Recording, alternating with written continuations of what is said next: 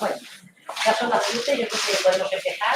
Bienvenidos todos a la sesión formativa de Sotocap sobre las prótesis de rodilla, controversia en nuevas escuelas. La primera charla la va a realizar Álvaro Churicímeno del Hospital General de Castellón. Va a tratar sobre los niveles de constricción de prótesis total de rodilla. Adelante, ya cuando quieras.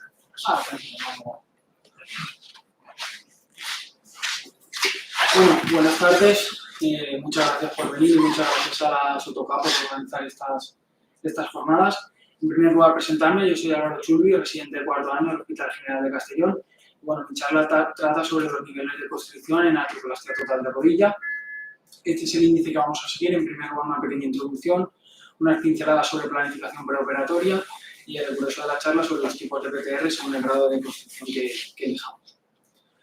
Lo primero, la artroplastia total de rodilla, todos sabemos que es una de las intervenciones más exitosas en cirugía ortopédica. La bibliografía así lo respalda y para ello es fundamental una adecuada alineación de los componentes y equilibrio de las partes blandas. El sacrificio o no del ligamento cruzado posterior sigue siendo el centro de la controversia en prótesis total de rodilla, pero sí que hay consenso en que se debe utilizar siempre el menor grado de constricción posible. En cuanto a la planificación preoperatoria, resultará fundamental siempre realizar una buena exploración física y radiológica, siempre esencial para decidir el grado de constricción que utilizaremos. Habrá que valorar los signos de inestabilidad del ligamento cruzado posterior. En este vídeo vemos el rollback fisiológico que realiza la rodilla cuando tenemos el ligamento cruzado posterior intacto y será fundamental también valorar la estabilidad de los ligamentos colaterales. En cuanto a las proyecciones radiográficas, realizaremos una AP en carga y una lateral a 90 grados. Esta proyección a 90 grados nos ayudará a valorar el balanceo posterior del fémur sobre la tibia y así valorar el estado funcional de nuestro ligamento cruzado posterior. Ahora ya pasamos a hablar de los niveles de constricción. Cuando nos tiene que quedar claro una idea, y es que a mayor gravedad preoperatoria necesitaremos una mayor constricción. En caso de que tengamos los ligamentos intactos y un gap en flexión y en extensión balanceado, nos podremos decantar por prótesis bien CR o PS. Mientras que si los ligamentos están alterados y este gap no está bien balanceado, tendremos que decantarnos por unas prótesis más constrictivas. Por tanto, además, la continuidad de constricción de las prótesis nos permitirá tratar toda deformidad. Pasamos ya a hablar de los diferentes tipos de prótesis que tenemos según el nivel de constricción. En primer lugar, tenemos la tipo XR, que ¿en qué se basa? En retención de ambos ligamentos cruzados. Muchos de nosotros no las habremos oído porque son poco utilizadas en Europa y su objetivo fundamental es obtener una biomecánica similar a la rodilla nativa, ya que, como he dicho, mantienen los dos cruzados, tanto el anterior como el posterior. Estos estudios demuestran que es una técnica quirúrgica muy demandante para el cirujano, que la rigidez postquirúrgica es mucho más frecuente que con los otros tipos de prótesis y obviamente tenemos que tener en cuenta la posibilidad de rotura futura del cruzado anterior. Pasamos ya a la tipo CR, que esta ya nos es más común, y se basa en la retención del ligamento cruzado posterior. Es el nivel inferior de constricción, pero no significa que sea no constreñido. Se basa en un ligamento cruzado posterior y en unos ligamentos colaterales compedentes. Por tanto, el implante no está dotado de estabilidad en sí mismo.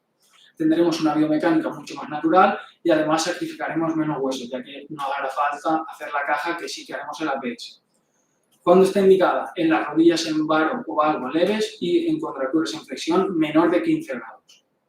Como he dicho, esta prótesis se basa en la retención del ligamento cruzado posterior, por lo tanto, será fundamental equilibrar la tensión de este ligamento. Si dejamos el cruzado posterior laxo, tendremos el efecto balancín que observamos en la foto sobre el componente tibial, mientras que si lo dejamos tenso, se producirá un desgaste precoz en la parte posterior del polietileno y una limitación para la flexión. Este es el primer caso clínico. Es una mujer de 69 años que presentaba una bonal izquierda de 2 años de evolución, que no respondía ni a analgesia ni infiltración. Hacemos las radiografías y vemos cómo tiene este genúbaro artrósico grado 3 y a la exploración física presentaba una buena estabilidad del cruzado posterior y de los ligamentos colaterales. Por tanto, le pusimos una PTR tipo CR. Al año el balance articular era completo y la rodilla completamente estable. Pasamos al siguiente nivel de constricción, que son las tipo PS, que son las prótesis de estabilidad posterior. En ellas se sustituyen el ligamento cruzado posterior por un poste tibial y una caja femoral. ¿Qué tenemos? Una mejor área de contacto de los componentes, generando un ambiente mucho más favorable para el polietileno. Este aumento del área de contacto reducirá la presión en el polietileno.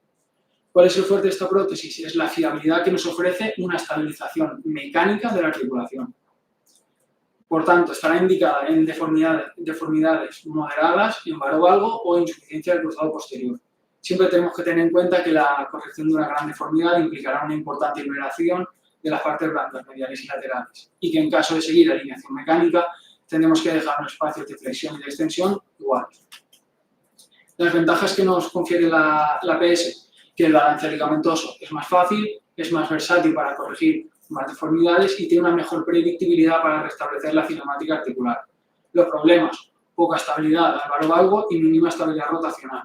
Y además podemos tener desgaste o rotura del poste tibial, tal y como observamos en la imagen. Estos son dos estudios que he seleccionado que comparan muy bien las PS con las CR. Vemos como la CR, como he dicho, tiene la propia estabilidad de la rodilla y se supone que se conserva una mejor propiocepción al conservar el cruzado posterior. Además, sacrificamos menos huesos. Por su parte, la PS podemos obtener una mejor flexión y es mucho más predictible la cinemática articular que obtendremos. Y el otro estudio es un metaanálisis que compara ambas prótesis, en las que se observa que no existen diferencias en escalas de movilidad y funcionalidad, sí que la técnica para CR es mucho más demandante para el cirujano y que la PS nos brinda mayor amplitud de indicaciones y mayor facilidad para la liberación de las partes blandas. Este es otro caso clínico que tuvimos en un varón de 75 años, que acude a control por gonadal izquierda de años de evolución. Le hacemos las radiografías y vemos que tenemos un genovaro artrósico grado 3. Además, tiene un bostezo lateral positivo y una inestabilidad anteroposterior. Por tanto, optamos por una PTR tipo PS. Al año no tenía dolor y el balance articular era completo. El siguiente nivel de constricción son las constreñidas varovalgo o de revisión. Vemos que tienen este poste alto reforzado y una caja femoral mucho más profunda que le confiere una mayor estabilidad en el plano coronal y en las rotaciones. El problema es que al aumentar la constricción aumenta el estrés sobre las interfases y necesitamos unos vástagos más largos para así evitar un aflojamiento aséptico temprano. Destacar que es la más frecuente en cirugía de revisión, pero no por la cirugía previa, sino por el estado de las partes blandas. Estará indicada en varovalgos severos, deficiencias de colaterales o defectos óseos. Las ventajas: tienen mayor estabilidad y menor probabilidad de luxación que las PS. Y los problemas: obviamente, al tener el poste más alto necesitaremos una mayor resección ósea, tenemos menor stock óseo residual en caso de revisión y ya como utilizamos una mayor constricción tenemos mayor riesgo de aflojamiento aséptico, tal y como observamos en la imagen. Este es un caso también de nuestro hospital. En julio de 2019 teníamos una mujer de 61 años que presentaba un dolor mecánico de rodilla de años de evolución. Presentaba este genovaro y no presentaba ningún tipo de inestabilidad ligamentosa. Por tanto, optamos por una PTR tipo CR. Al año, a la revisión, vemos que el balance articular es de extensión completa, pero la flexión se queda en 90, pero no presentaba dolor. Y ya al año siguiente vemos cómo presenta dolor, un aumento local de la temperatura, aunque no aparentaba de infección, y que el balance articular, la flexión sí que había disminuido un poco. En la radiografía vemos cómo tenemos un posible aflojamiento tibial, por lo que solicitamos una gammagrafía para valorar este posible aflojamiento aséptico, que efectivamente nos lo confirman con un aflojamiento mecánico del componente tibial de predominio medial. Por lo que optamos por, en septiembre de 2022, hacer un recambio en un tiempo y al año el balance articular seguía igual, pero por lo menos no tenía dolor. Otro caso es una mujer de 60 años que como antecedente personal de importancia presentaba una fractura de meseta tibial izquierda, que además había presentado muchas complicaciones de partes blandas. La mujer presentaba un dolor continuo y un balance articular de como máximo 90 grados de flexión. Y en las radiografías vemos cómo presentaba esta consolidación viciosa en VAR. Ante esta radiografía optamos por una PTR constreñida en varovalgo y al año el balance articular se había quedado en 90 grados de flexión, pero ya no tenía tampoco dolor. Y finalmente las prótesis con bisagra son las prótesis con mayor nivel de constricción. Se caracterizan por una unión física entre el componente tibial y el femoral. Destacar que los primeros diseños sí que tuvieron unos resultados subóptimos, pero los actuales son más fisiológicos. Están las de primera generación, que se caracterizan por el movimiento en un solo eje. Vemos estos vástagos largos y grandes que tienen riesgo de aflojamiento aséptico temprano. Las de segunda generación o rotatorias y ya las de tercera generación o modulares con resultados mucho más esperanzadores. Las indicaciones, tanto en cirugía primaria como en cirugía de recambio. En cirugía de recambio ya bien sea séptica o aséptica, cuando presente inestabilidad ligamentaria, pérdidas óseas importantes o desequilibrio de los espacios en flexión y extensión.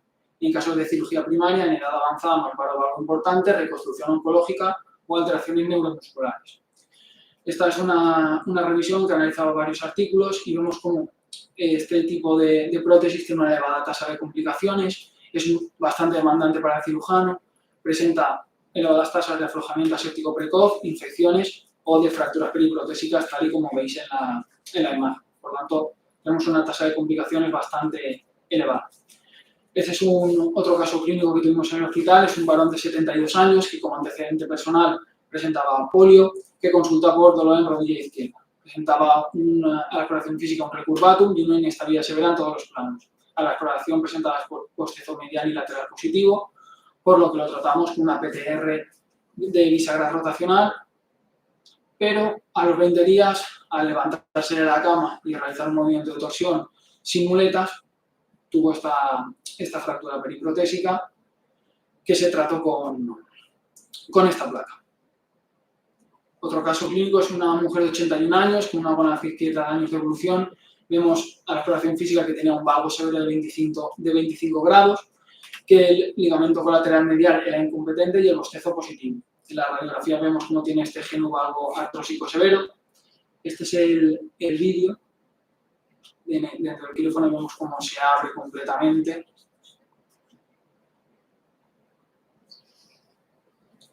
Por lo que optamos por poner una PTR de tipo bisagra y la señal actualmente está muy bien.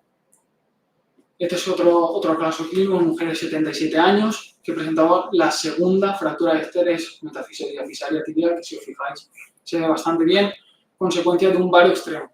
A la exploración física presentaba un importante varo clínico y un balance articular de 90 grados de flexión. En un primer momento el plan era una PTR con componentes con vástago, pero intraoperatoriamente se vio una inestabilidad y una incompetencia de ambos ligamentos colaterales y se optó por una prótesis con bisagra. Tras 2 años, el balance articular es similar al previo, está asintomática y deambulando con ayudas externas. Este caso es una mujer de 70 años que acude a control por inestabilidad de rodilla izquierda. Como antecedente a destacar, fue intervenida en el plan de choque hacía 1 año y se decidió poner una PTR tipo CR. A la exploración física era una mujer muy obesa y presentaba una subluxación de la prótesis a la flexión con el valgo. Por lo tanto, había un riesgo real de luxación de la prótesis. Se intervino a la semana. Este es el vídeo, vemos cómo se abre y aquí como a la flexión y al valgo la prótesis se usa. Y este es el vídeo dentro del quirófano. Empezamos el mismo movimiento, vemos cómo se abre medialmente y aquí como la prótesis se usa completamente. Por tanto, teníamos una inestabilidad de la PTR, más inestabilidad grosera con subluxación. ¿Qué hicimos? Recambiar una prótesis con bisagra y a los 6 meses el balance articular es completo y una estabilidad adecuada. Por tanto, ¿qué implante tenemos que elegir? En los casos de deformidad leve de un equilibrio ligamentoso varo-valgo se obtiene sin grandes dificultades, optaremos por una CR o una PS. Siempre elegiremos los implantes menos constreñidos posibles que confieran en la estabilidad satisfactoria.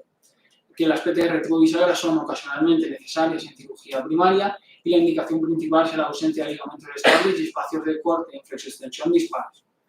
Y para concluir y llevarnos a casa, que para lograr resultados clínicos satisfactorios es importante la planificación preoperatoria, tanto la exploración física como radiológica, que es necesario adaptar los implantes a cada paciente y no al revés, y que si no podemos lograr la estabilidad adecuada es necesario aumentar el nivel de constricción y que es preciso seguir investigando en la búsqueda de nuevos diseños y materiales que permitan mejorar los resultados de las PTR más complejas y de alta constricción. Esta es la bibliografía. Bueno, muchas gracias a todos.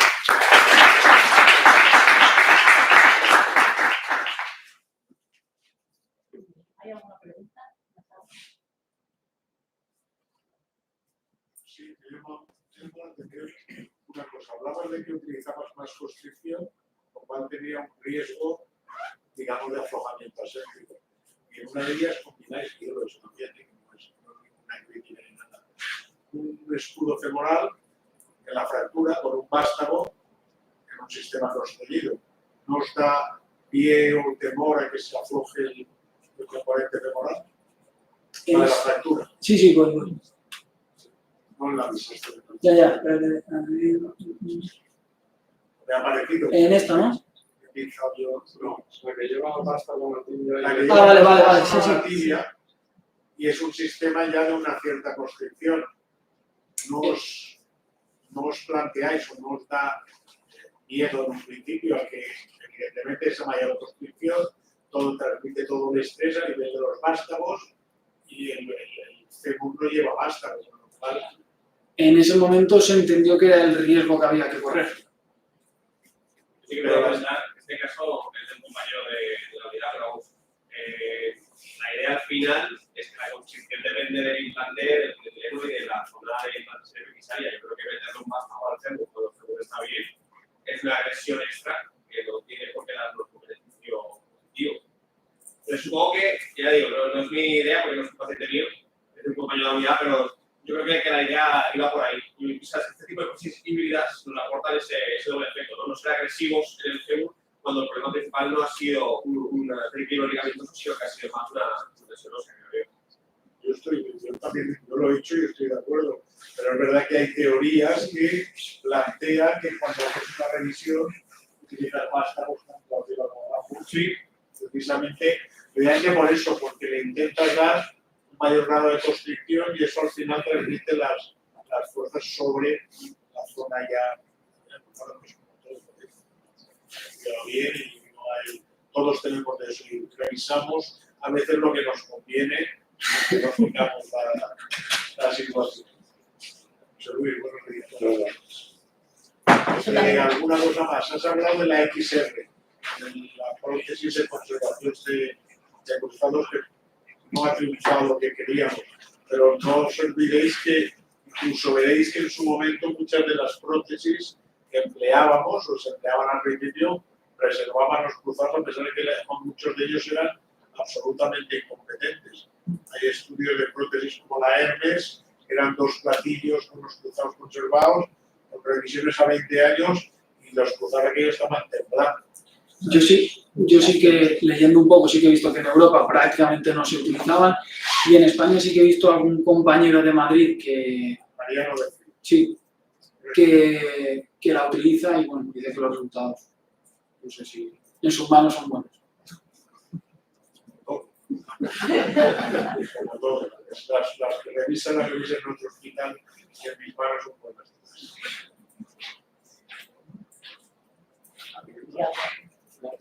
¿Alguien más? Bueno. Yo te quería preguntar una cosa más. No sé si en vuestro centro, porque sí que es verdad, que ahora sí que hay los resultados de las prótesis bisagra y la supervivencia a los 5 o 10 años son ya muy similares a la costeñida.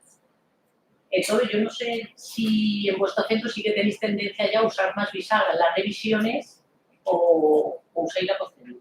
O pedís las dos y según como veáis el balance. Yo, por lo que he podido revisar, hasta este momento se utilizaba más la costeñida en varo bajo y no la bisagra. Es una pregunta muy interesante. Sí, es que ahora... Pero porque podemos simplificar mucho aquí. Podemos países pues, son muy similares, pero es verdad que las bisagras rotacionales tienen muy buena funcionalidad posterior. Pues podemos colocar siempre una bisagra rotacional. Pero en nuestro equipo de momento mantenemos todavía la filosofía de ir subiendo escalón a escalón, que igual es complicarse más, ¿no? Es decir, oye, pues voy a intentar colocar una semicosteñida porque yo creo que me va a dar un poquito más de juego y siempre tengo la posibilidad de colocar una bisagra. Pero es una buena reflexión, porque si los resultados a nivel funcional son muy similares, ¿por qué no colocar todo bisagra? Pues lo mismo pasa con la CR o la PS. Sí, la CR, es el mismo concepto un poco, ¿verdad? Que nosotros a veces pegamos más de... Sí que es verdad que siempre, últimamente en las revisiones nosotros siempre pedimos la bisagra, o sea, que esté sobre la mesa. Entonces, según el balance o como lo veamos, no entramos a hacer una revisión solo por la revisión. Hemos cogido esa rutina y la verdad es que va bien. ¿Y cómo diferenciáis? ¿Cómo diferenciáis entre elegir una bisagra o una semiconstelación? Es algo que a mí me genera ciertas dudas a veces, ¿no? Claro, O nosotros... sea, yo pido uno o pido la otra, pero que tener las dos, ¿sabes? Claro, yo es que, claro, yo por ejemplo, ya principio cogemos casas comerciales que puedas hacer prácticamente en el mismo tiempo quirúrgico de CIDI y a lo mejor hacemos una exploración ligamentaria previa, porque lo que es la consulta, o sea, con el paciente, pues hacemos un concepto que lo que es un cruzado cuando vas a explorar el sexo. O sea, con el paciente dormido lo exploramos y luego con los componentes de prueba también hacemos el balance. Y si por ejemplo es una paciente de cierta edad o hay cierta laxitud, pues prácticamente nos solemos ir a la bisagra. Pero por lo que digo, porque últimamente sí queda muy, la bibliografía laboratoria da muy buenos resultados y la consulta, lo que es la percepción subjetiva nuestra es que la consulta de las bisagras se estima muy bien, lo era con muy balance. Lo que no solemos poner es bastados cortos, que he visto muchos controles, eso es otra leva también. Claro. Pero eso es otra charla. Pero eso es otra charla. Nos debemos poner los bastados más largos. Pero sí, eso Y una cosa, cuando tenéis la decisión de hacer operatoria, o aprovecháis casas comerciales que tienen como tal la posibilidad de hacer una bisagra, pues otra vez la discusión que la prótesis de rodilla, cuando ibas incluso revisando, moría la máxima restricción y si tenías que ir a la bisagra te ibas a otros modelos. Sí, nosotros trabajamos con dos que se puede. Que eso ya lo han buscado las casas Ya lo han buscado las comerciales. escuelas. Ya la tienen desde la uni hasta la bisagra, prácticamente. Y con respecto a hacer vosotros, ¿vale? ¿Qué te reporta una a otra y qué crees? Porque yo creo que la PS lo que nos proporciona es resultados uniformes. Es más fácil de encontrar, con lo cual todos los cirujanos que puedan tener un servicio pueden tener unos resultados homogéneos. Sí. A ver, es que yo creo que al final lo de CRPS muchas veces la invitación es casi más personalista que o sea, nosotros ponemos bastantes más PS. Pero sí que es verdad que, claro, te viene también, no sé si es por el sitio, pero es que también te viene muy mal. O sea, entre la lista del médico de cabecera, luego al centro de hospitales, cuando nos viene suelen ser paros bastante severos. Y gente de cierta edad. Entonces las CRs casi las dejamos muy para las indicaciones de un paciente joven, con un flexo, con un par menos de graditos, pero prácticamente alguien se mete con nosotros, yo creo que el 85% son tres.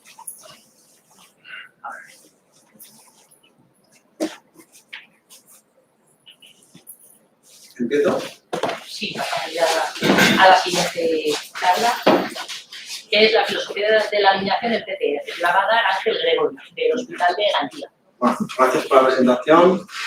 La charla de hoy viene por la alineación de la PTR, ¿vale? Yo cuando empecé a estudiar un poco la PTR, el tema de la alineación, me quedé un poco así. Y hoy en día todavía sigo un poco así, la verdad. Y esto es porque existen numerosos estudios objeto de estudio de la alineación, que siempre es un tema que está en discusión y que además genera siempre más cuestiones que respuestas. Es decir, genera más dudas que certezas. Porque para poner una prótesis de rodilla esto es relativamente sencillo, seguro que de aquí muchos de nosotros ya lo hemos dicho. Pero hacer una artroplastia de rodilla es extraordinariamente complejo. Quiero que tengamos esta imagen todos en la mente a lo largo de la charla, porque hablar de alineación es hablar sobre estos tres conceptos y que se relacionan entre sí. No podemos hablar de la alineación de los componentes sin hablar de la alineación de la extremidad y tampoco sin hablar de balance ligamentario. Empezaremos con este caso clínico, un varón de 74 años, típico de Gandía, sin comorbilidades y con una balance limitante. No cede ni con analgésicos ni con infiltraciones. Un balance articular de 110 grados de flexión, un poco limitado, es estable, un WOMAC de 10,533, un KSS un poco restringido, una clasificación radiológica de Kagan-Lawrence tipo 3 y con un ángulo de cadera a tobillo de 168 grados, es decir, 12 grados de varo, un ángulo de 90 grados femoral distal mecánico y un ángulo de 83 grados tibial proximal mecánico. La indicación es fácil a priori, ¿no? Es una PTR, pero ¿cómo aplicamos esta PTR? ¿Con qué aplicamos esta PTR? Para hablar de alineación tenemos que hablar en estos tres planos, en el plano coronal, sagital y axial.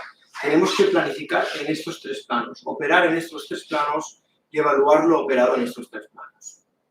¿Por qué? Porque no tenemos la fórmula magistral que nos indique cuando el paciente tiene un problema de desastación en su rodilla, de qué manera tenemos que aplicar esa prótesis de rodilla. Es decir, un problema X en un paciente X, ¿cómo aplicamos esa prótesis de rodilla? Además, esto se complica si añadimos el movimiento de la rodilla, la subdinámica. Tal vez algún día, mediante la integración de datos, el Big Data y la inteligencia artificial, sí que tengamos esta respuesta de cómo poder aplicar la alineación de esas prótesis de rodilla, de ese tipo de rodilla. Pero hoy en día todavía tenemos que callar. ¿Por qué? Porque está demostrado, bueno, hay distintos estudios que nos indican que llevar un eje a un eje neutro no nos va a dar una satisfacción, un resultado funcional garantizado para el paciente. O bien dejar al paciente en un eje fuera del eje de la zona segura, llamada zona segura de 180 más menos 3, tampoco nos va a garantizar que no vaya a tener un buen resultado funcional. Vamos a hablar un poco de las mediciones y ejes que debemos de conocer. En el plano coronal debemos de conocer el eje mecánico de carga, que va desde el centro de la cabeza femoral hasta el centro del tobillo, el eje anatómico femoral, que discrepa del eje mecánico. El anatómico pues, va por el canal centromedular del fémur, y el eje mecánico femoral va desde el centro de la cabeza femoral al surco del condilo. A nivel tibial tenemos el eje mecánico tibial, que va a ser exactamente el mismo que el eje mecánico tibial, el eje mecánico y anatómico tibial. En la intersección de estos ejes tenemos el ángulo femoral o el ángulo de valquismo fisiológico femoral, que es la intersección del eje mecánico con el eje anatómico.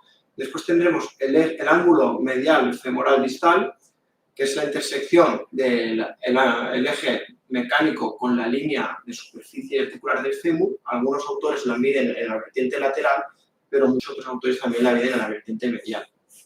También tendremos el ángulo mecánico tibial, que es el eje mecánico con la intersección de la superficie articular de la tibia, y el ángulo femorotibial mecánico, que es la intersección de ambos ejes mecánicos, tanto de la fémur como de la tibia. En el plano sagital también vemos que existe una discrepancia entre el eje mecánico y el eje anatómico del fémur. Además vemos que el eje anatómico del fémur está segmentado por la curvatura del fémur. Lo deseable o lo óptimo para poder hacer la cirugía de rodilla sería tener un eje mecánico, pero nos tenemos que conformar en la realidad con el eje anatómico. ¿De qué más nos va a servir el plano sagital? Pues para medir el ángulo lateral del componente femoral, la pendiente tibial, el offset posterior condilar y el punto de contacto femorotibial. Pasamos al plano axial, cada vez más importante. Existen ingeniosas proyecciones para poder visualizar bien la anatomía axial del fémur y de la tibia, pero está demostrado por distintos estudios que la mejor prueba de imagen es el TAP. ¿Y qué debemos de medir en las proyecciones axiales? La rotación externa femoral. Y también podemos evaluar el eje transepicondilar clínico y el eje transepicondilar quirúrgico. También podemos evaluar la anatomía de la tibia proximal. Vamos a hablar de las alineaciones, ¿vale? Alineaciones sistemáticas, que es la mecánica, la anatómica, la alineación específica, que es la cinemática, las alineaciones híbridas o funcionales, que son las mecánica ajustada y la cinemática restringida. Volvemos al caso clínico que teníamos al inicio y vamos a ver en cada tipo de alineación qué es lo que tendríamos que hacer en nuestro caso clínico. Vamos a empezar por la alineación sistemática, y se llama sistemática porque hay que hacer sistemáticamente lo mismo en todos los pacientes. Es decir, da igual que tenga el eje que tenga o presente el paciente, porque de manera sistemática se van a hacer los mismos pasos. Es decir, café para todos. La alineación mecánica, es el patrón oro, es el que mayormente habremos visto todos en nuestros hospitales, desarrollada por Freeman e Insall. ¿Y en qué consiste esta alineación mecánica? Pues en realizar un corte totalmente perpendicular a 90 grados, tanto en el eje mecánico femoral como en el eje mecánico tibial. Además, como describe Insall, una artroplastia de rodilla es una cirugía de partes blandas. Además, tendremos que añadir, en caso de necesitarlo, liberación de partes blandas, hasta conseguir un paralelismo absoluto de ambos cortes, con la intención de llevar el eje mecánico de carga a un eje neutro, ¿vale? Donde pasa por el centro de la rodilla. En este caso tenía 12 grados de varo, pues hay que conseguir llevarlo a un eje neutro de la rodilla. En el plano sagital se realizará un corte distal también totalmente perpendicular, como hemos dicho antes, al eje anatómico. aunque lo deseable sería al eje mecánico. Para poder cortar totalmente perpendicular al eje mecánico se necesita o bien la navegación, o bien bloques de corte prefabricados, o bien cirugía robotizada. En cuanto al plano axial o en flexión de la rodilla, para tener el mismo espacio equilibrado en flexión, tenemos dos técnicas o dos maneras de poder hacerlo en la alineación mecánica. Esta primera es la técnica de resección medida, que es realizar de manera sistemática a todos los pacientes un corte a 3 grados de rotación externa. ¿Y por qué este corte a rotación externa de 3 grados? Porque para compensar el corte que hemos hecho perpendicularmente a 90 grados sobre el eje mecánico proximal de la tibia. ¿Y por qué 3 grados? Porque la media de la población presenta 87 grados de ángulo mecánico femoral, tibial proximal. Perdón. Además de la liberación de las partes blandas, conseguiremos un paralelismo también absoluto en el corte en flexión o visión axial del fémur. La otra técnica que tenemos también disponible es la técnica de balanceado de espacios. Lo que haremos será realizar un tensionado por igual de equilibrado tanto en medial como en lateral para posteriormente realizar un corte paralelo al corte tibial. Pasamos a la alineación anatómica. En este caso lo que haremos será realizar un corte a 87 grados sobre el eje mecánico tibial y a 93 grados sobre el eje mecánico femoral. Esto lo que nos hace es también tener un paralelismo de cortes, un espacio rectangular, pero aquí lo que nos hace es mantener la oblicuidad de la interlínea articular, como vemos en el plano. En cuanto al plano sagital, pues prácticamente no difiere en nada en cuanto a la alineación mecánica. También existe la posibilidad de la liberación de partes blandas. Existen algunos modelos de prótesis que son alineación anatómica light, que lo que hacen es que tú, como cirujano, haces la técnica como una alineación mecánica, es decir, haces un corte totalmente perpendicular al eje mecánico femoral y al eje mecánico tibial, pero lo que difieren es que tienen un polietileno como asimétrico, para simular esa oblicuidad de la interlínea articular. Pasamos a la alineación cinemática. La alineación cinemática, por contrario a lo que decía Insal, de que la cirugía de rodillas es una cirugía de partes blandas, aquí se tiene que respetar por completo y al 100% las partes blandas. Además de que se tiene que preservar también el eje nativo de la rodilla, tanto el eje nativo como el balance ligamentario nativo de la rodilla. En el caso clínico que teníamos, si teníamos 12 grados de varo, pues dejaremos al paciente en 12 grados de varo. ¿Cómo conseguiremos esto? Pues de los distintos ejes de flexoextensión que tiene la rodilla, vamos a tener que respetar o basarnos para realizar la alineación cinemática con el eje geométrico central. ¿Vale? Tenemos el eje geométrico transepicondilio quirúrgico, el clínico, pues nos fijaremos con el eje geométrico central. Este eje geométrico central está más posterior y más distal, y es el eje que nos permite la flexoextensión de la tibia sobre el fémur. El eje transepicondilio es el eje de flexoextensión de la patela respecto al fémur. Para poder llevarlo a cabo en el quirófano, pues no es más complejo que realizar esto. Vamos a sumar. Es decir, 8 más 1, 9, 7 más 1, 8 o 9 más 1, 10. Empezaremos por el fémur. Es decir, la alineación cinemática se parece a la alineación mecánica, lo que mueve una castaña. En la alineación mecánica haremos un corte totalmente perpendicular sobre el eje mecánico del fémur. Y en la alineación cinemática haremos un corte totalmente perpendicular a 90 grados sobre la superficie articular del fémur. Y dependiendo aquí de la usura condral que presente el paciente, pues se pueden aplicar estos dispositivos para compensar esta usura condral. Si existe esta usura condral a nivel medial, pues en medial o en bilateral o en lateral. A partir de aquí tendremos que cortar únicamente aquello que vayamos a implantar. Si tenemos un paciente con un cartílago íntegro, pues cortaremos 8 milímetros más 1 de la sierra, 9. Yo traigo este diseño de prótesis que mide 9, pero bueno, algunos otros pueden tener otro distinto tamaño. Pues en el caso de que el cartílago esté íntegro, cortaremos 8 más 1 de la sierra, 9. En caso de que exista la usura condral, de que no haya nada de cartílago, aplicaremos el dispositivo, cortaremos 6 milímetros, 6 más 2, 8, más 1 de la sierra, 9. Y así en todos los demás cortes. En cuanto a la tibia, pues lo mismo, tenemos el platillo tibial, el polietileno, se suele medir 10. Pues si tenemos el cartílago íntegro, cortaremos 9 más 1 de la sierra, 10, y si tenemos la usura condral, cortaremos 7 más 2 de la usura condral, más 1 de la sierra, bien. También existe la alineación cinemática inversa, que no es más que en vez de empezar por el fémur, se empieza por un corte totalmente perpendicular a la superficie articular de la tibia. Yo la verdad que solo lo he visto esto descrito en cirugía robótica, no he visto de otra manera de hacer. Ya pasamos a los tipos de alineaciones híbridas o funcionales. Tenemos la alineación mecánica ajustada, ¿vale? Que realizaremos en todos los pacientes un corte perpendicular a 90 grados sobre el eje mecánico tibial. Y después ya realizaremos las modificaciones necesarias en los cortes del fémur. 87 grados en caso de un varo o 93 grados en caso de un valgo.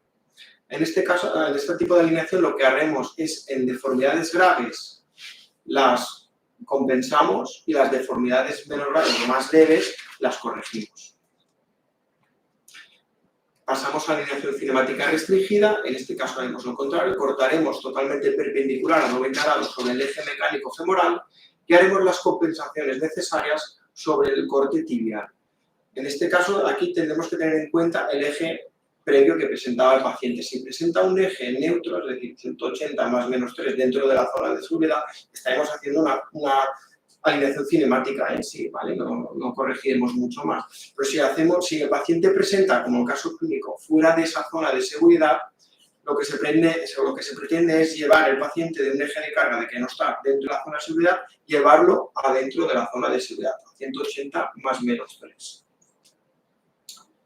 Pero una vez ya descritas todas ellas, ¿cuál os puedo decir yo que cuál es mejor o cuál debemos de utilizar? ¿Os sirve cualquiera de ellas para cualquier tipo de paciente? ¿O cualquier tipo de paciente puede ser sometido a cualquier tipo de alineación descrita? Pues la verdad es que lo primero que tenemos que decir es que cualquier sistema de alineación comparado no es mejor, pero tampoco es peor. Y si echamos una visión al futuro, ya vamos viendo ciertos autores que nos van diciendo, como Charles, Jonathan y Pascal, nos van diciendo que estamos muy lejos de replicar la cinemática normal de la rodilla mediante la alineación mecánica. Y que otros autores ya están cambiando la filosofía de la alineación mecánica, que es la más utilizada por otros tipos de alineaciones. De hecho, el estudio de Hirschman define 43 fenotipos distintos de rodilla. Es lógico pensar o operar de una única manera 43 fenotipos de rodilla. O la nueva sistema de clasificación de la alineación coronal, la CEPAC, también nos describe 9 tipos de rodilla. De estos 9 tipos de rodilla, no los represento por no poner tantas imágenes, los más frecuentes son la tipo 1, 2, 3 y la 5, que de hecho ya nos van orientando otros ciertos autores a qué tipo de alineaciones deberíamos o se deberían utilizar para estos tipos de rodilla. Y dejan la alineación mecánica para aquellos tipos menos frecuentes. Las alineaciones híbridas o funcionales pues las recomiendan para cualquier tipo de rodillas de esta clasificación.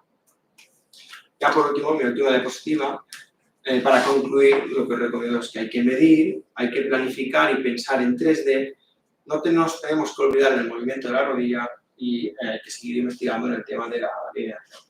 Muchas gracias.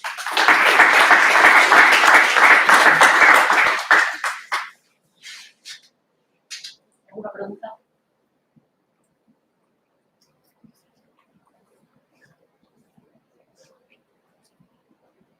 Ha quedado claro. Lo de la liberación de las partes blandas, en la alineación climática, ¿nunca la liberé bajo ningún concepto? A ver, es Porque yo he visto a uno que dice que no, pero en el luego... hospital no hacemos cinemática, pero la teoría de la alineación cinemática es respetar el balance ligamentario previo o activo del paciente y respetar el eje de carga del paciente. No se tiene que modificar.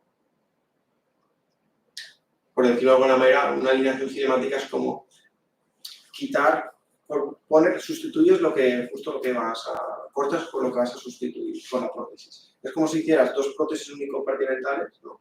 Y no modificas ni el balance ligamentario ni el eje.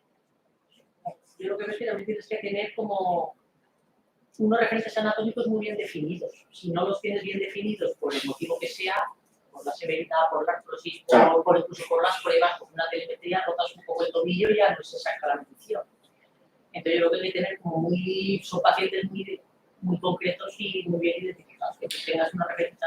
Claro, o eso, o navegada o robótica. Que tengas un tag previo y tal. Porque hacerlo con instrumentación. Porque la usura del cartílago, ¿eso qué es? Claro. Yo no lo he visto hablar de hacer, pero con instrumentación de cinemática yo no sé si existe o la instrumentación habitual es la que se utiliza para hacerlo. Pues la usura del cartílago.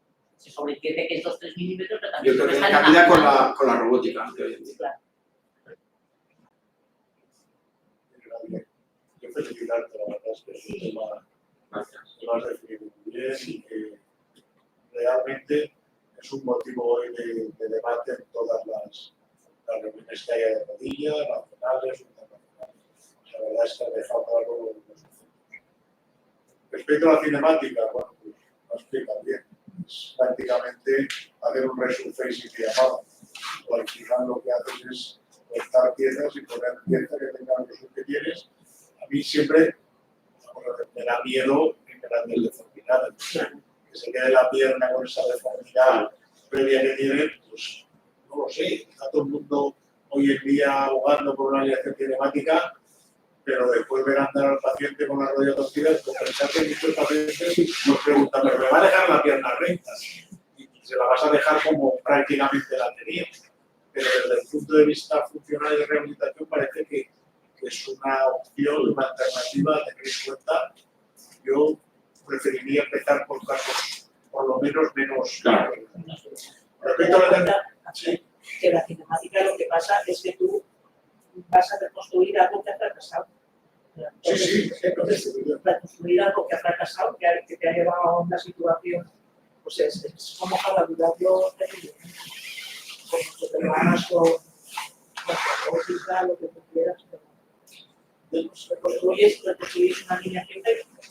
Sí, pero los resultados funcionales son buenos a corto plazo. Sí que es verdad que tienen menos recorrido que las alineaciones convencionales, pero bueno, ahí está y hay que respetar también un poco lo que dicen. No lo sé, hay gente que está de verdad entusiasmada con esta alineación. Yo respecto al tema de la robótica y de esto, ahí sí que has hablado de que entonces el corte sí que lo haces, digamos, de forma idónea lo que quieres. La robótica que tenemos aquí, dado que no podemos trasladar las imágenes por temas legales, etcétera, es una robótica basada en una toma de referencia en la cual hay un error. Es decir, por preciso que tú seas, localizar el epicóndilo lateral, localizar todos los puntos, siempre hay un margen de error. Fíjate que te dije pon la entrada de canal, tienes experiencia, al final lo harás fenomenal, pero después la parte superior del surco, bueno, por eso muchos robots después dejan una sensación de flexo que no tienes tú clínicamente. Porque dependiendo de dónde pongas el punto de entrada, entonces, bueno, la robótica es un avance más en todos estos aspectos, pero el tema de que la toma de referencia la tengamos que hacer nosotros no está condenada a cometer unos errores, que es lo que hace un poco que no sea tan perfecta como nos gustaría. Pero bueno, yo para mí he dejado muy claro todos los temas, el trabajo que he presentado de los tipos de alineación de la rodilla, ese trabajo que debe tenerse con todos, que demuestra cuáles son los morfotipos específicos. Creo que está haciendo. Sí, yo te digo, de alguna forma, y en esos que indica, pues bueno, puedes utilizar un poco la alineación a tu libre albedrío que creas. Pero ya con grandes deformidades, a mí me da miedo. No sé si alguien más. Sí, de todas formas, en Alicante tenéis Murcia tenéis un defensor. Un valenciano que es un fanático de la alineación cinemática. Dice que los resultados clínicos son muy buenos, las resultas los primeros días.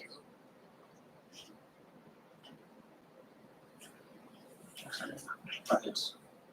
¿Qué podría más la cinemática en pacientes más jóvenes? Hay algunas explicaciones sobre eso. Una forma de respetar más la mecánica que tenía el paciente antes. Lo notan sobre todo al subir y bajar escaleras. Muy bien.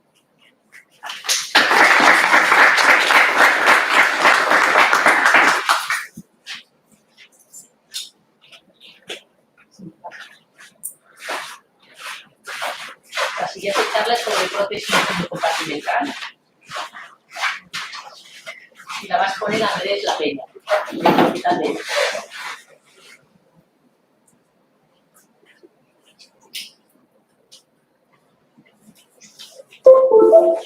Bueno, mientras se carga la presentación, sumarme a los agradecimientos por la invitación.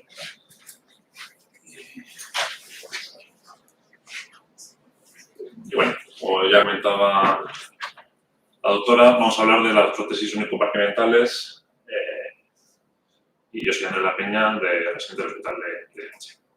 A modo de introducción, sé que esto queda un poco básico ahora mismo, sabemos que la artrosis va aumentando conforme va aumentando la edad, llegando hasta el 90% en aquellos pacientes mayores de 80 años, aunque en el 40% de los casos es únicamente una artrosis asintomática, digamos una radiografía. Los factores predisponentes los conocéis de sobra, son la edad, la obesidad, microtraumatismos, predisposición, el hecho de ser mujer y lesiones previas sobre el cartílago. A nivel de estabillaje, lo ha comentado antes Álvaro, tenemos la escala de Kellgren y Lawrence, que divide en cuatro grados la afectación artrósica. Y a nivel de tratamiento, pues tendríamos los no quirúrgicos, como pueden ser posturales y hábitos diarios, infiltraciones, ya sean farmacológicas o biológicas. Y a nivel quirúrgico tendríamos tratamientos tipo lavado y desviamiento artroscópico, abrasiones, perforaciones y microfracturas. Y a nivel un poco más avanzado, las osteotomías parizantes y valgizantes y la cirugía protésica. En cuanto a las osteotomías, sabemos que el objetivo es reducir la deformidad angular y el exceso de carga a través de un compartimento. Está indicada para deformidades axiales en pacientes jóvenes, estando por debajo de los 15 grados de deformidad. Y normalmente suelen ser por varo-valgo y con un dolor unicompartimental localizado en un único compartimento.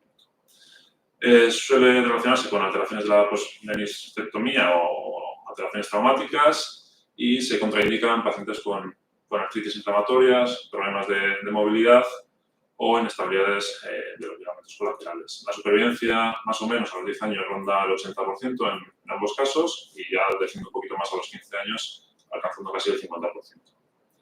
En cuanto a las prótesis unicompartimentales, que es el motivo de mi charla, el objetivo es reemplazar únicamente el compartimento afecto sin buscar corregir el eje nativo. Las indicaciones son similares a la osteotomía, en este caso artrosis unicompartimentales avanzadas con una alineación normal y una articulación estable, donde la deformidad es corregible en la exploración clínica. Normalmente son pacientes no candidatos a la osteotomía y se asocian a secuelas de fracturas, osteonecrosis o simplemente la artrosis unicompartimental. Contraindicaciones similares a la osteotomía, las artritis inflamatorias. La deficiencia del ligamento cruzado anterior la pongo en amarillo porque ahora pasaré a explicarla, porque puede ser una contraindicación relativa. Y también en aquellas afectaciones de otros compartimentos o problemas de movilidad con fracturas graves. Ventajas respecto a las prótesis totales son más fisiológicas, permiten gran movilidad y mantienen las partes blandas. Y, por tanto, también tenemos mayor estocoso en caso de necesitar revisarlas. Como comentaba, referido al ligamento cruzado anterior, nosotros sabemos que la artrosis producida en el compartimento medial suele ser una artrosis anteromedial y cuando el ligamento cruzado anterior es competente, se queda en esa zona. Si el ligamento es incompetente por la relación antero-posterior de la tibia, tendríamos un desgaste también en la parte posterior de la meseta interna. Entonces, esto, si lo pasamos al movimiento, sabemos que en extensión, con un desgaste anteromedial, tendríamos el desgaste anteromedial con una laxitud en extensión del ligamento colateral medial. En flexión, como el cóndilo toca, digamos, la parte posterior de la tibia, el ligamento permanece tenso. Y, por tanto, en la exploración, que era un signo que comentaba previamente, veríamos cómo este varo es flexible. Podríamos corregirlo con maniobras de varo. Sin embargo, si tuviéramos un problema en el ligamento cruzado anterior, una rotura, aquí en este caso, tanto en extensión como en flexión, el ligamento colateral medial, estaría cortado y, por tanto, no podríamos corregir esa deformidad y, si quisiéramos en la cirugía colocar una prótesis unicompartimental, tendríamos que hacer mucha liberación y sobrecargaríamos el otro compartimento. Entonces, lo que quiero decir sería indicación en caso de una deficiencia del ligamento cruzado anterior que no tiene nada que ver con la artrosis y en el caso de que la rotura del ligamento cruzado anterior fuera motivo de la aparición de esa artrosis, ahí es donde estaría contraindicada la prótesis. En cuanto a los tipos, tenemos platillos fijos que tienen menor complejidad quirúrgica, menor tasa de luxación, obviamente, y aquellas que se utilizan para el platillo móvil, que cinemáticamente es más fisiológica y reduce la disminución del desgaste del poli. En cuanto a las complicaciones, las sistémicas son similares a las prótesis total de rodilla, pero en menor frecuencia. Derivadas de las técnicas, tendríamos la tendinitis de la pata de ganso, la pulsión del levanto lateral medial y fracturas periprotésicas. Y derivadas del uso de la luxación del polietileno en 1 al 4%. Y luego desgaste de este y el aflojamiento de los componentes como en las prótesis totales de rodilla. En diferencia respecto a las osteotomías, sabemos que la osteotomía tiende a sobrecorregir la deformidad. En este caso, buscaríamos la infracorrección, los 3 grados respecto al eje mecánico. Sabemos también que es más costo efectiva en mayores de 60 años respecto a la osteotomía, la recuperación más rápida y mayor supervivencia. Y la diferencia respecto a las prótesis totales de rodilla es que presenta menos complicaciones postoperatorias, como ya he comentado previamente, y mejora todos los resultados funcionales en las distintas escalas que os pongo a continuación. Y luego sí que es verdad que hay mayor riesgo de revisión. Algunas series hablan de 2 veces más, pero está claro que es más fácil indicar una revisión de una prótesis unicompartimental que a lo mejor de una prótesis total de rodilla. Entonces, parece que va orientada ahí un poco al motivo. Hablaré también un poquito de las prótesis femoropatelares, donde el objetivo es reemplazar también el compartimento afecto sin buscar corregir el eje nativo. En este caso está diseñada para aquellas prótesis femoropatelares, obviamente, con una alineación normal y se dedica más a los pacientes jóvenes, 40-60 años. Está contraindicada en artritis inflamatorias, en aquellos pacientes que tienen también artrosis tibiofemoral, en casos de rótula baja y en problemas de movilidad o contracturas en flexión. En cuanto a los resultados, también tiene una recuperación más rápida, con mayor movilidad que las prótesis totales de rodilla, y en este caso sí que la tasa de revisión es 5 veces mayor que las prótesis totales de rodilla, porque existe progresión en otros compartimentos, del 25% a los 15 años, y trastornos de alineación no resueltos. Entonces, nosotros tendemos a colocar al paciente en decúbito supino con la pierna colgando y realizamos un abordaje parapatelar medial o lateral según la prótesis que vayamos a emplear, y así a nivel técnico retiramos la grasa de foja. Y esto es un poco la técnica quirúrgica, supongo que la mayoría lo conocéis, pero bueno, sería la medición del tamaño femoral con la espátula que veis colocada en el cóndilo, luego la guía es extramedular, se deja fija a la tibia y se realiza la osteotomía medial para la PUR medial, para el ligamento cruzado anterior, perdón, y se realiza la osteotomía de la parte tibial. Aquí buscamos el eje femoral y con este instrumento medimos, la araña, medimos la posición donde va a ir posteriormente la guía de corte femoral. Hacemos las marcas y pasamos a introducir, como comento, la guía de corte femoral, y el primer corte que vamos a hacer es el de los cóndilos posteriores.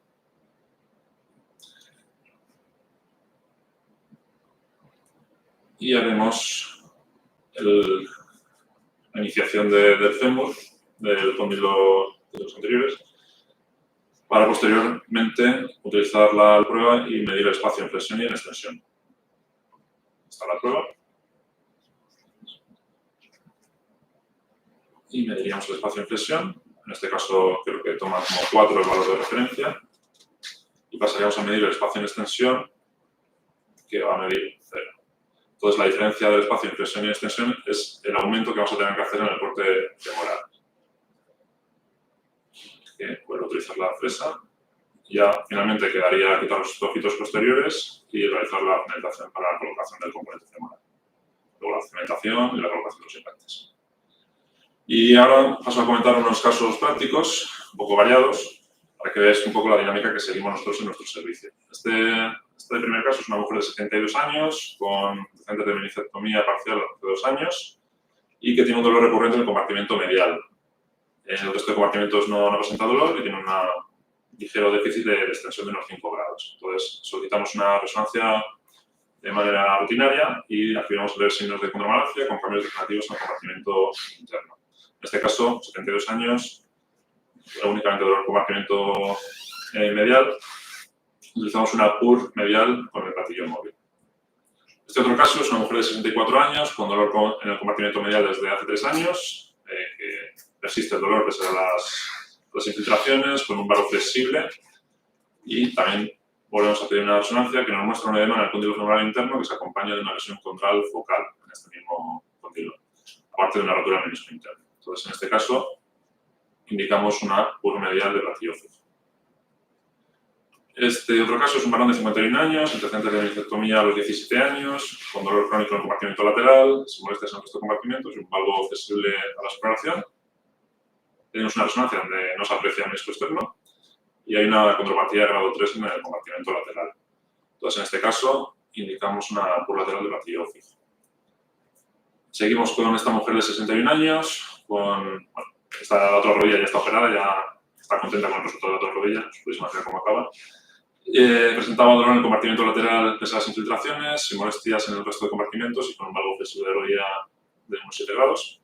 Se solicita la resonancia, donde se ve la afectación del compartimento lateral y se indica de nuevo una PUR lateral de platillo. Aquí ya cambiamos un poco de indicación. Es una mujer de 71 años que presenta dolor al subir escaleras y cuestas. Y es curioso porque no puede extender la rodilla a partir de 45 grados, pero sí hacemos una extensión pasiva de la rodilla, sí que es capaz de mantenerla contra la gravedad.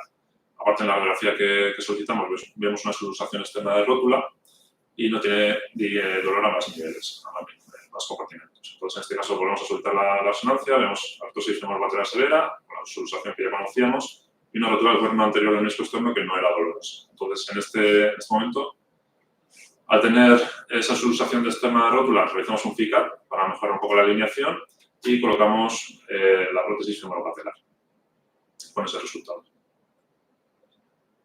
Este caso ya es un poco más complejo, es un varón de 43 años con antecedentes de osteotomías femorales y cirugías artroscópicas con un balance articular muy limitado de 15 a 90 grados y que no mejoraba con infiltraciones. Entonces, en este caso solicitamos una resonancia donde apreciamos una artrosis femorolateral severa, con una extrusión del menisco externo, con apatía femorotibial externa también, todo cuadro.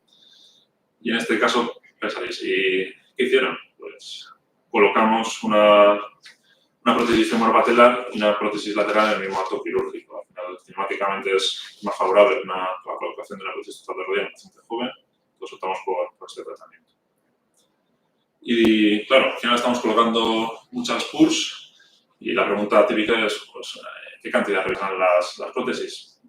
La tendencia que hemos seguido en el servicio, que siguieron antes de que yo llegara, era iniciar con revisiones con vástagos largos.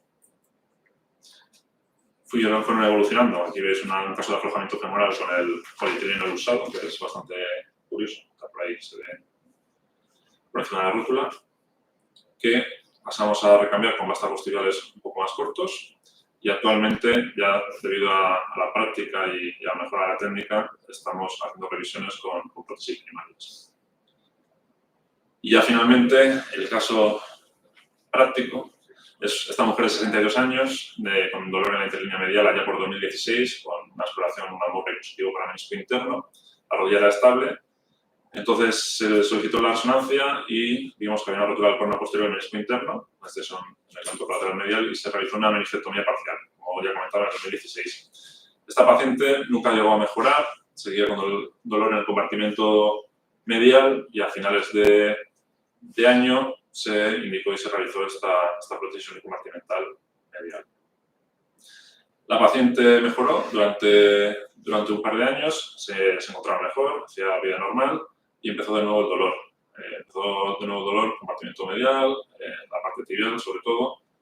Y después de revisiones y solicitar una gamografía, tuvimos que realizar un recambio por un aflojamiento aséptico. En este caso se eligió una prótesis con vástago que se intervino en el 2018. La paciente igualmente volvió a mejorar, pasó el tiempo, parecía que iba bien, pero al cabo de los meses, incluso creo que al cabo de un par de años, volvió a aparecer el dolor referido a la región tibial y nada, se volvió a pedir otra gamografía, que siempre nos daba algún sustillo que otro, y se vio un aflojamiento en el componente en el vástago tibial y se volvió a recambiar con una prótesis de revisión en el 2019. En este caso parecía que el caso ya estaba resuelto y nada más lejos de la realidad. Perdimos la pista de esta mujer por la pandemia del coronavirus, pero luego cuando volvió a aparecer por consulta en el 2021 refería dolor, otra vez a nivel tibial, y se fueron seriando distintas radiografías hasta que apreciamos una pequeña fractura por estrés en el vástago tibial. En un inicio se decidió tratamiento ortopédico, pero la mujer no mejoró y poco después, ese mismo año, acabamos realizando esta cirugía. Como podéis ver, es una revisión. En este caso, al tener la fractura periprotésica, antes de nada realizamos o colocamos la placa LFP percutánea para retirar el vástago, evitar que hubiera rotaciones en la tibia, que nos pudiera alterar un poco el eje. Y retiramos la extracción del componente tibial, sintetizamos la fractura que veíamos que alcanzaba la meseta, y también tenía un poco de necrosis cortical anterior, con tornillos de 4,5, y luego ya colocamos la prótesis de revisión. En este caso fue una prótesis con un polietileno EPS y también se realizó un fijado para el tracking cotuliano. Entonces, ya para acabar, las conclusiones es la artrosis obviamente está permitiendo que aumentemos la indicación, ya que los pacientes cada vez son más longevos, tienen mayores expectativas deportivas y laborales, cada vez tenemos un mayor conocimiento del funcionamiento de este tipo de prótesis y de la técnica. Las indicaciones aparentemente son la artrosis unicompartimental con alineaciones normales, articulaciones estables y una deformidad corregible a la exploración. Saber que el objetivo de esta prótesis es rellenar el espacio que falta, pretende recuperar el eje nativo y sabemos que la cinemática es más natural que a lo mejor una prótesis total de rodilla. Y finalmente, a nivel comparativo, es mucho más costo efectiva que las osteotomías en mayores de 60 años, que funcionalmente es mejor que las prótesis totales de rodilla y que la revisión con algo de práctica no es dificultosa. Muchas gracias por vuestra atención.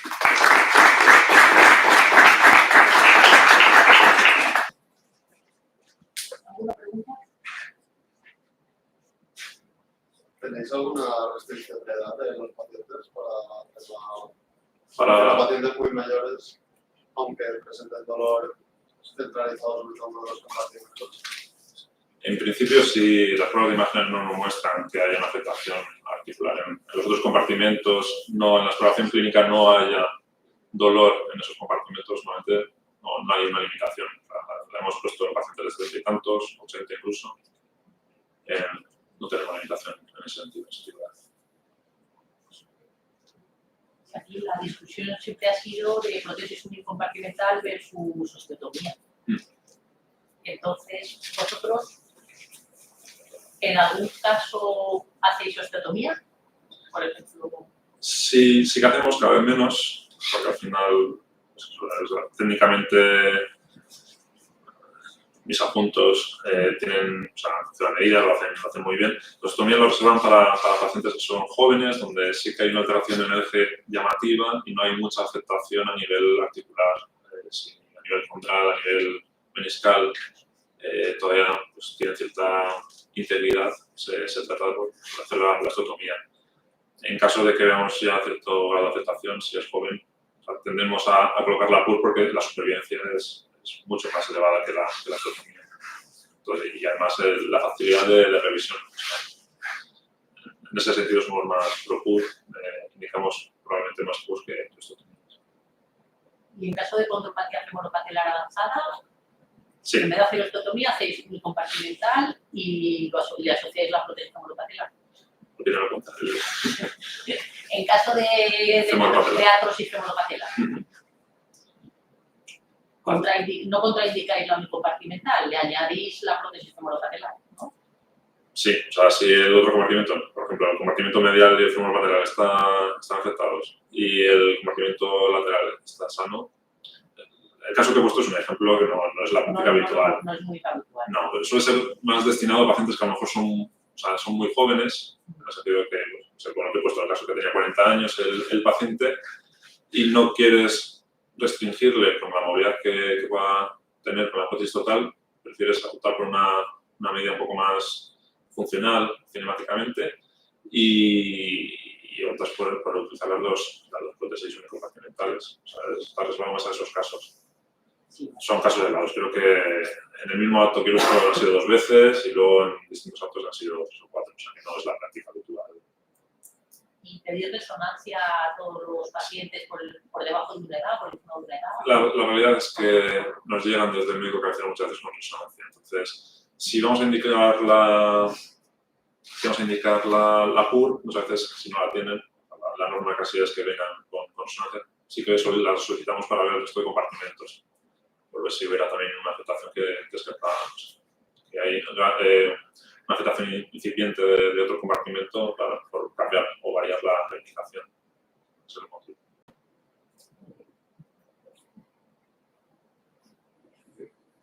Nadie más quiere preguntar nada.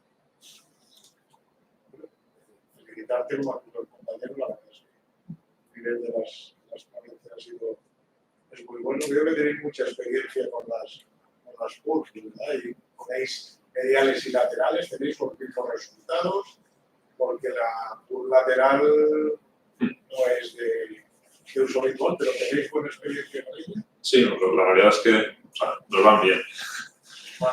A los adjuntos que hacen, yo no he puesto muchos. Pero sí, al final, en base a lo que vemos luego en la clínica, nos anima a seguir colocando la PUR lateral, que a lo mejor es un poco la que menos se suele indicar. ¿No? La tendencia es, el varo es más frecuente que el valgo. O sea, colocar la PUR medial, distintamente las dos están funcionando bien. O sea, la proporción es muchísimo más elevada a la PUR medial. Ya me ha dejado claro cuando ha preguntado Belén que no es una práctica habitual en combinar dos prótesis. Eso Sabes que hay incluso algunas diseñadas que son bicompartimentales también, sí. que aquí llevan las dos puestas. Yo, no sé, en el caso que has presentado, no lo sé, no tengo claro si ese compartimiento de las mediales estaba afecto, no sé. Ese medial ya no lo sé, no sé hasta qué punto yo me hubiera ido a una prótesis total. Quizá sí que es verdad que con 43 años te quedas condicionado, pero hay pacientes que tienen una situación que... Sí, no, a ver, este paciente venía ya de osteotomías previas, había pasado ya por todos los escalones. No lo sé, me ha pasado mucho. Sí que es verdad que la resonancia te da un menisco, pero no sé lo que tendrás. Por otra parte, no sé, tú has planteado el poner, has puesto además el modelo de la Oxford. Sí. En la técnica, a ver, tus adjuntos en la experiencia, pero identificar el canal, colocarlo en la posición con respecto al centro de la cabeza femoral, yo no, aquí lo veo muy fácil, yo además, eso es, pero cuando haces el tiempo femoral, ya no tiene ningún problema, es exigente, ¿no? Nadie se vaya con la idea de que mañana lo reproduzco yo, porque eso no es tan sencillo. Nosotros cuando las utilizamos a veces las guías personalizadas, y a partir de ahí, con la guía personalizada, sí que las habitúas o las colocas en el fémur, en la posición que ya te da la posición del fémur. Pero esa identificación del canal respecto al centro de la madera desde aquí, yo lo veo a veces complicado. Pero bueno, creo que tenéis una gran experiencia y me alegra, que es una solución, pero acuérdate que las unicompartimentales, yo soy muy antiguo ya, en los años 90 cuando yo llegaba a la especialidad, ya en un principio tenían unos grandes defensores, desaparecieron del mercado y ahora han vuelto a resurgir hasta cierto punto. Y la última pregunta y acabo. Sí. ¿En qué medida utilizáis aumentos en las revisiones? La revisión de una PUR a una, porque he visto alguna que teníais un platillo medial algo más aumentado. Ten en cuenta que cuando tú quitas esa PUR, si se ha ido al traste, pérdida ósea tienes. Y una de las críticas que tenía que era la revisión muchas veces te obligaba a suplementar la parte medial. ¿Suele ocurriros o afortunadamente podéis? Normalmente podemos. Sí que es verdad que a veces tendemos a bajar un poco la línea articular en vez de poner la suplementación. Entonces, por ahí sí que corregimos. O sea, os vais algo más bajo y os Sí. estáis. Muchas gracias.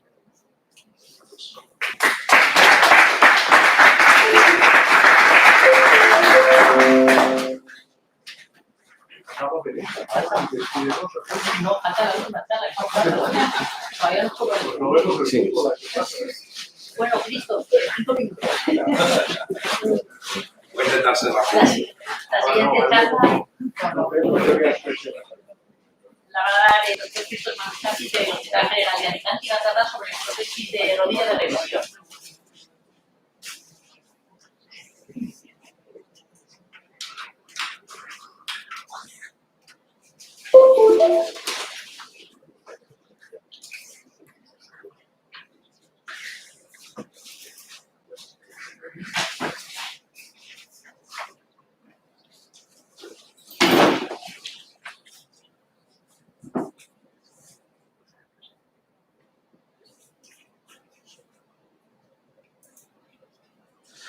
Bueno, buenos días, buenas tardes. Yo soy el doctor Manosakis, soy residente del Hospital General de Alicante y os voy a dar esta charla sobre la artroplastia de rodilla de revisión.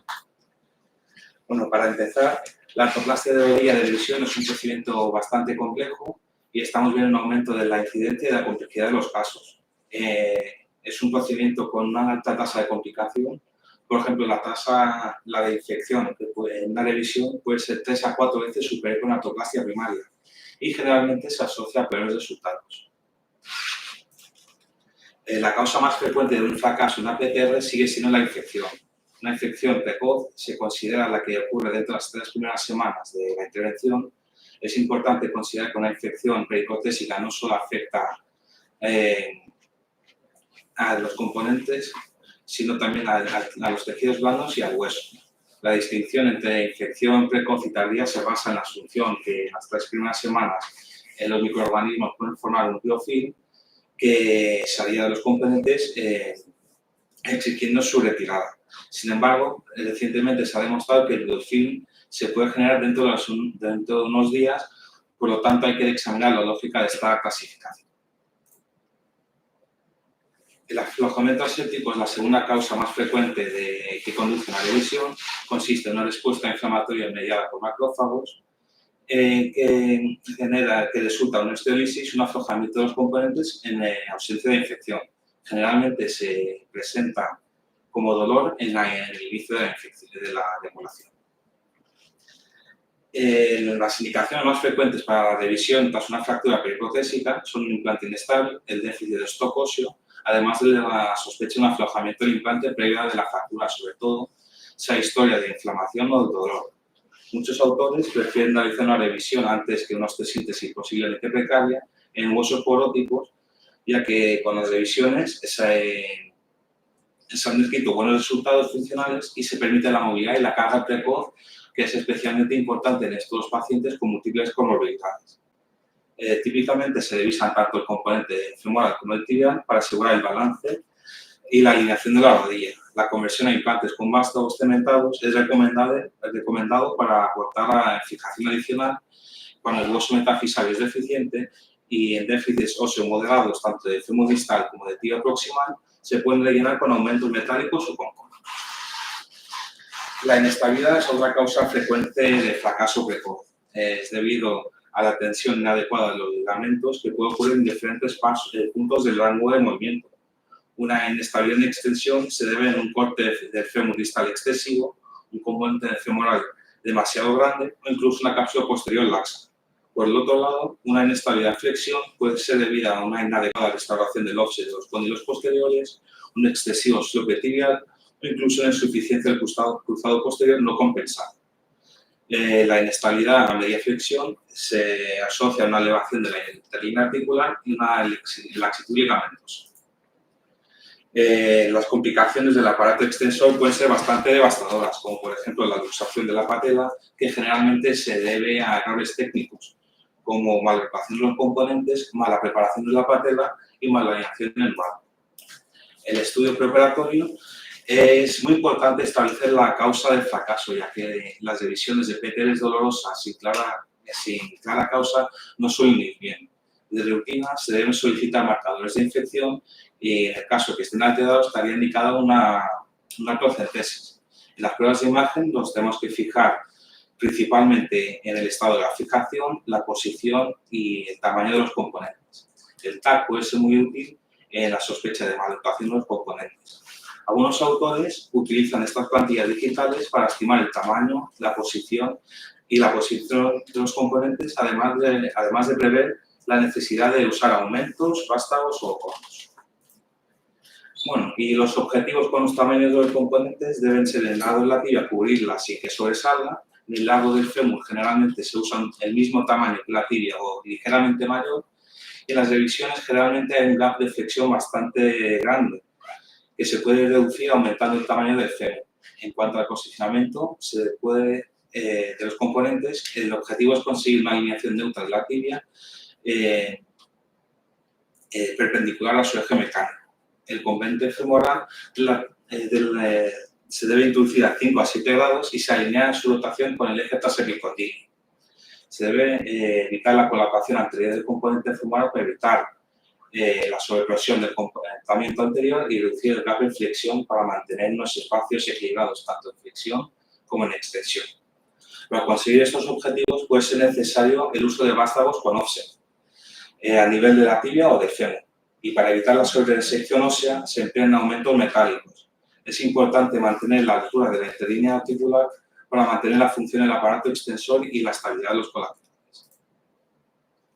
Bueno, antes de empezar la intervención, siempre es recomendable extraer un poco de líquido sinovial y analizarlo para descartar la presencia de una infección. Nosotros usamos el test rápido de la alfa-defensina o sinoviasur. Ahora, a la hora del abordaje, siempre se debe usar las cicatrices previas. Si hay más de una, se debe usar la más lateral para proteger la vascularización que proviene desde medial. La artotomía generalmente se hace para patelar medial, con cuidado para no desvascularizar la patela. Hay que dedicar mucho tiempo en el secado del tejido fibrótico para conseguir una exposición adecuada. Y muchos autores también abren el retináculo lateral. Y si aún así no se consigue una exposición adecuada, se puede ampliar el abordaje hacia próxima, realizando una sección parcial del cuadricipital que luego sería reparada.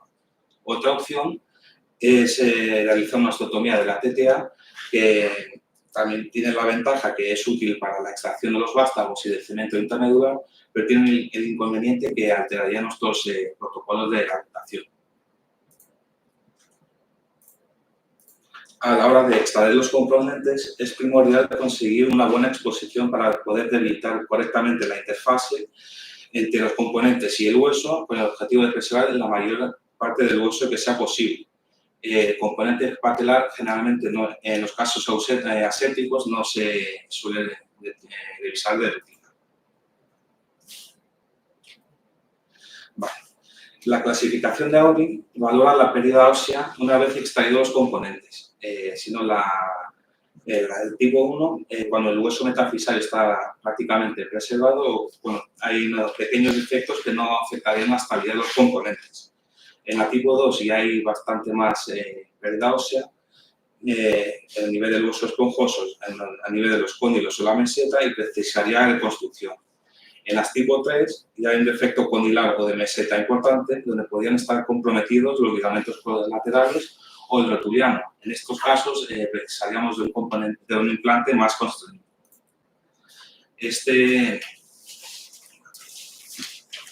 Esto es un esquema de las diferentes opciones a nuestra disposición, dependiendo de la pérdida ósea a la que nos estemos enfrentando. La zona 1 o la zona epifisaria suele estar parcialmente o completamente comprometida en las revisiones por el mecanismo de fracaso o durante la propia extracción de los implantes. La metáfisis o zona 2 es la más importante para la fijación a largo plazo, ya que la fijación más próxima a la articulación establece mejor la interlínea y aporta estabilidad axial y rotacional. También se pueden usar implantes trabeculares para reconstruir grandes defectos y reducir la necesidad de injertos estructurales. Si tenemos una buena calidad ósea, podemos conseguir una buena fijación con un vástago más corto. La fijación epifisial en la zona 3 es fundamental en las revisiones para proteger el hueso periarticular hasta la integración metafisaria o cuando las zonas 1 y 2 están muy comprometidas.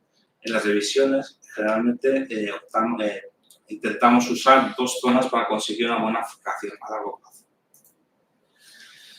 Entonces, la cinemática normal de la rodilla se puede restaurar equilibrando las partes blandas, el stop óseo restante y estableciendo la altura de la interlínea articular.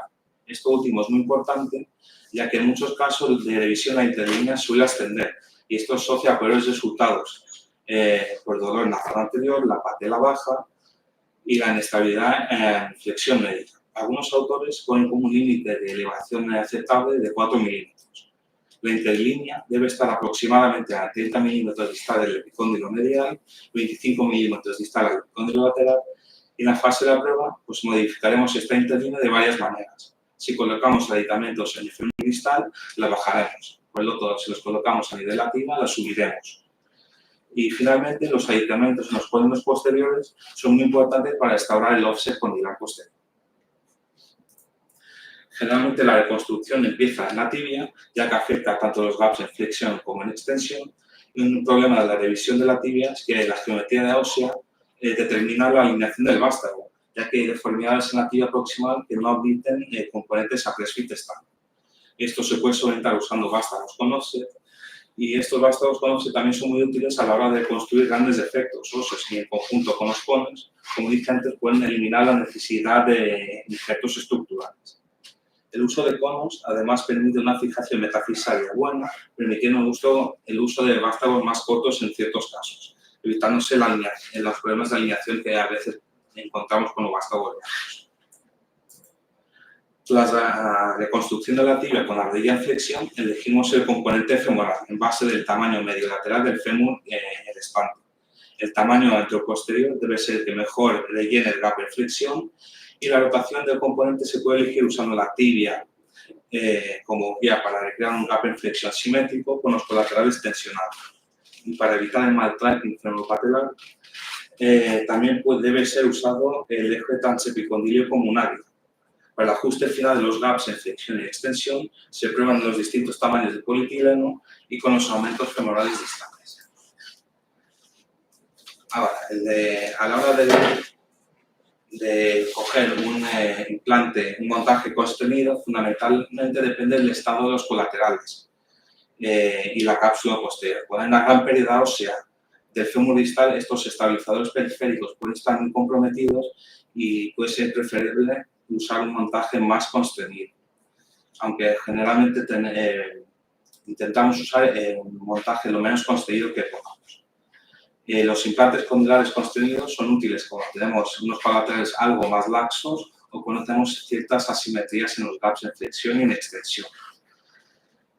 Sin embargo, la bisagra es necesaria cuando al menos uno de los colaterales es incompetente o cuando existe gran asimetría de los gaps o incluso cuando el aparato extensor está comprometido. Ahora, empezando con estos casos, este primer caso es una mujer de 79 años que hace unos 20 años se le realizó una osteotomía balizante en Cuba y acude a nuestras consultas por mala evolución. Le realizamos una emo, pero la perdemos de vista ya que se ha operado de una PTR derecha en un centro privado en el 2021. La paciente refiere que desde entonces es incapaz de extender la rodilla. Acude a nuestras consultas con nuestras radiografías. La paciente niega cualquier antecedente traumático y presenta un llamativo déficit de extensión. Solicitamos un TAC ante la sospecha de malformación de los componentes en la ecuación interna y encontramos este TAC que confirma nuestra sospecha, siendo este el caso la razón del fracaso de este caso. Bueno, la cirugía que insistió en retirar los componentes que efectivamente estaban en rotación interna, realizamos una liberación de las partes blandas retraídas, entre ellas el ligamento colateral medial, el tendón de popliteo y del bíceps femoral. Durante la cirugía conseguimos un tracking femoropatelar muy bueno sin luxación de 0 grados a 100 grados de flexión. Y a los 2 meses la paciente acude a nuestras consultas deambulando ya con muletas y había conseguido ya muy buen resultado funcional consiguiendo una extensión completa.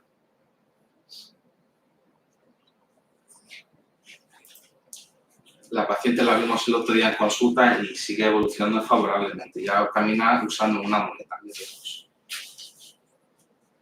Bueno, este segundo caso trata de una mujer de 69 años que en el 2015 la operamos en una prótesis primaria con una artrosis compartimental. El posoperatorio inicial le evoluciona favorablemente y tras un tiempo de seguimiento se da de alta. A los 7 años vuelve a consultar en nuestras consultas, refiriendo dolor sobre todo a nivel del platillo tibial interno. En la exploración física destaca una inestabilidad importante en extensión completa, forzando el varo y el varo. Y tras las pruebas pertinentes, diagnosticamos un aflojamiento asínttico. Tras descartar una infección, mediante un sinoviasur negativo, realizamos una ortotomía anterior-interna y liberamos las partes blandas retraídas, incluyendo la cápsula posterior. Y tras el refrescado con óseo con plantillas y la realización de pruebas, implantamos una prótesis total bisagra con vástagos largos. La paciente la estamos siguiendo en consultas y ha tenido una evolución muy favorable. Y este tercer caso trata de una mujer de 76 años que se operó de una prótesis primaria en el 2008 y pues la seguimos en consultas y tuvo una evaluación bastante favorable y fue dada de alta. Pero 7 años después debuta con clínica de infección periprotésica y lo primero que hacemos es en quirófano retirar la prótesis, hacemos un lavado exhaustivo liberando también todos los tejidos infectados, hacemos también un lavado con betalina y difampicina y tras el lavado pues implantamos un espaciador de cemento con clindamicina y centramicina. 8 meses tras el primer tiempo la volvemos a operar, retiramos el espaciador que estaba luxado y hacemos una nueva liberación de partes blandas retraídas y un nuevo lavado. Y después de esto implantamos esta bisagra comprobando su estabilidad. A nivel de la rótula hacemos un refrescado, pero decidimos no protetizarla ya que estaba muy delgada.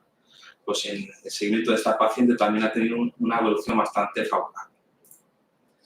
Y bueno, para llevar a casa, como siempre, un plan quirúrgico detallado es muy esencial, sobre todo cuando vamos a enfrentar una revisión, sobre todo para conseguir un tiempo quirúrgico entre 90 y 120 minutos y así mantener una incidencia de infección aceptable. Una adecuada exposición y explante de los componentes con pérdida ósea mínima son esenciales para un buen resultado. Y siempre tiene que ser un objetivo el establecer la interlínea articular para conseguir buenos resultados. Nosotros somos partidarios de usar revisión con vástagos largos, ya que hemos visto que nos van bastante bien. Y generalmente se debe usar un montaje lo menos constreñido posible mientras se busca la máxima estabilidad que se pueda conseguir. Esta es la bibliografía que he usado. Muchas gracias.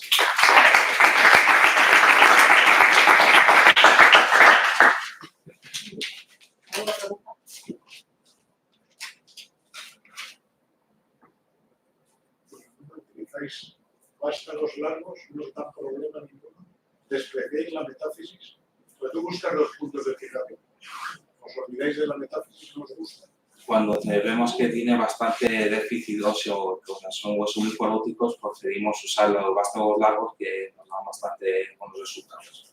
No tenéis efecto punta, eso, porque eso Desde que he llegado al servicio no he visto muchas complicaciones de esto, pero en la literatura sí que se habla de eso. Hay cierta controversia, hay muchos centros que usan vástagos cortos, bueno, nosotros no van bien largos.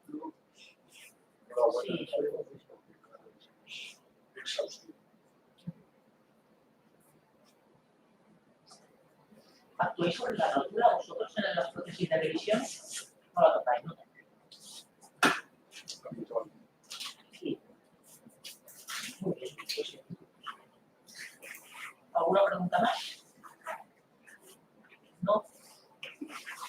Pues nada, yo creo que agradecer a los ponentes el esfuerzo que han hecho por hacer estas charlas y darles la enhorabuena porque han tenido un nivel bastante alto y ha sido muy didáctico. Y también dar las gracias a los expertos. Podemos ir a tocar un par de semanas.